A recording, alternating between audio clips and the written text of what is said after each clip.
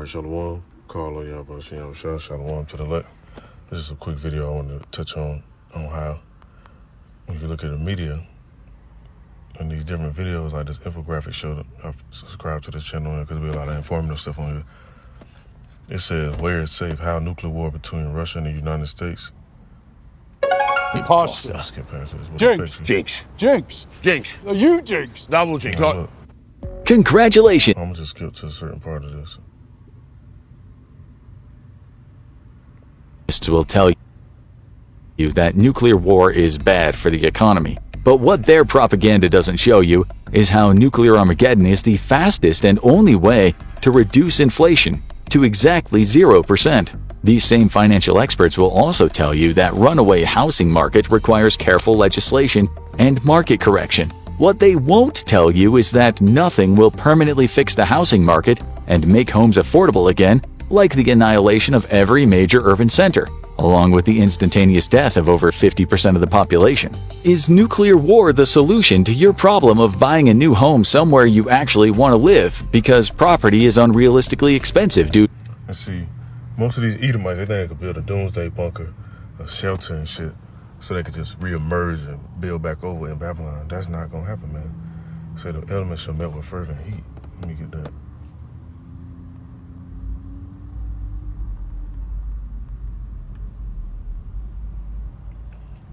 It's the book of 2 Peter chapter 3, verse 10. It says, for the day of the Lord will come as a thief in the night, in which the heavens shall pass away with a great noise, and the elements shall melt with fervent heat. The earth also and the works that are therein shall be burned up. Now, once that nuclear shit touch down in certain regions, it's gonna be uninhabitable. You ain't gonna be able to build up and have no like new buildings, no new structures, no new gardens, ain't no crops gonna grow, ain't none of that shit gonna grow. It just so happen over the land of Israel. When whatever destruction take place over there, the Most High is gonna make it so that land is fertile again, and that some divine intervention gonna happen so that actually take place. Because let me go to this other precept.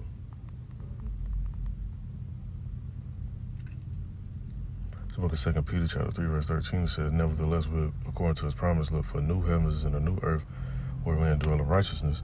Now, one thing that could possibly, if you're looking at it from a carnal standpoint or a physical standpoint,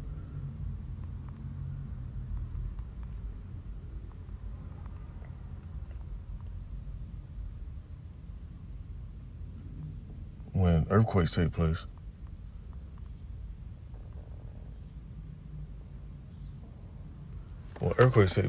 and certain type of natural disasters, which are all orchestrated from the Shemayim, from the heavens, the earth is reformed. Like they were saying, a volcano started erupting off somewhere. I can't think of the exact name of it. I have to look it up again. But the volcano was actually forming a new island. Once that lava dries up, it becomes rock. It's solid rock. Sometimes there'll be new minerals in there, diamonds, rubies, or whatever, different stones, crystals, different stuff like that, and it'll be new. So certain events can happen that actually make the earth have new parts, new portions of the earth. But them other areas gonna be desolate though. Now in the book of Isaiah, chapter 2, verse 19, it says, and see, this is what Esau plan to do. You look at that video that I just showed, I ain't gonna play the whole video. When you look at it, they wanna go hide out in the bunkers and shit while this taking place. It says, and they shall go into the holes of the rocks and into the caves of the earth for the fear of the Lord and for the glory of his majesty when he arises to shake terribly the earth. Because simultaneously they know once that type of destruction take place on the earth, because they could completely annihilate the whole earth, but the Most High is not going to allow them to annihilate everything on the earth. He's going to step in. He's going to send his son with the holy angels. And that's how, let me go back to the title of this video. They said that's how people can be affected. You're going to have people to get wiped out. You're going to have people to get delivered. I'm going to let this play a little bit more. Due to the runaway greed in an unregulated market. Now, we're not saying it is, but we're just saying that before you bash nuclear war, you might want to consider the positives. Nuclear war gets... Yeah, hey, for the elect, it's a positive. I don't want to build that number. For the elect, it's a positive, though. Because this place vexing as hell, man. No matter how good you succeed in Babylon, you're still subjected to Esau. These fucking rigorous laws. You can't even raise your family how you want to.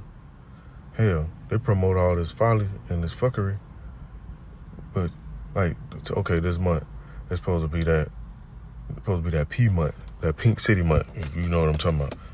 But as a man, if you go around and say, hey, I want to have multiple wives, I have a big family, a bunch of kids and all this stuff, and I want everything to be in order, you get looked at like you're crazy, man.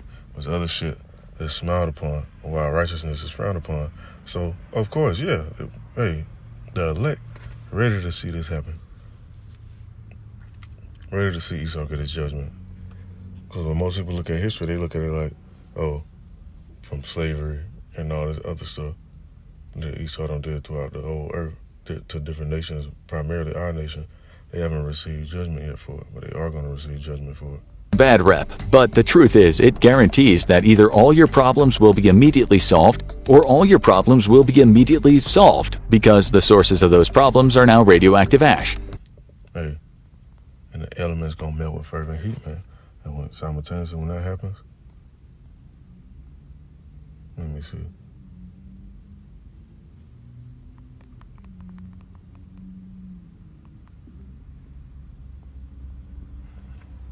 Book of Matthew chapter 24 verse 31, it says, and he shall send his angels with a great sound of a trumpet, and they shall gather together as elect from the four winds, from one end of heaven to the other.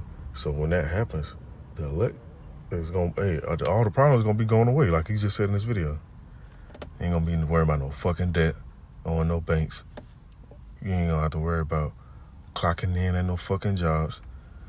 You ain't going to have to worry about no income taxes and none of that shit. You don't have to worry about paying your rent. Ain't gonna be none of that shit. Because it's gonna be bye-bye Esau kingdom and hello to Yahweh kingdom. Hello to Yahweh Shai's kingdom, so to speak. Because Yahweh Shai's kingdom gonna reign on earth in righteousness. Like the scriptures say, let thy will be done on earth as it is in heaven. It's completely in order in heaven.